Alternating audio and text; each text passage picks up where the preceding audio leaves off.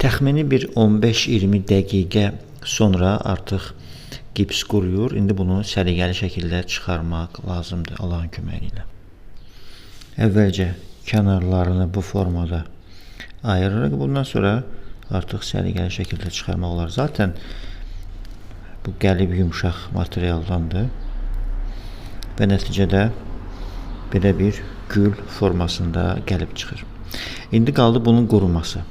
Onun quruması üçün təxmini bir gün, ən azı bir gün gözləyəcəyik. Amma əgər gips qalındırsa, məsəl üçün bu cür qabdırsa, bunların quruması bir həftə, 10 gün, hətta 15 gündə çəkə bilər. Amma həmin gün qalın olmadığına görə bir gün və ya 2 gün kifayət edir. Quruduqda bax budur, ağ rəng alır və toxunduqda hiss olunur ki, artıq məhsul quruyub. Ondan sonraki mərhələ həmin məhsulu binder adlanan bax bu məhlul ilə işləmək lazımdır. Və binder ilə işləməmişdən öncə məsləhət görürlər ki, əlcəkdən istifadə olunsun. Çünki güclü məhsuldur.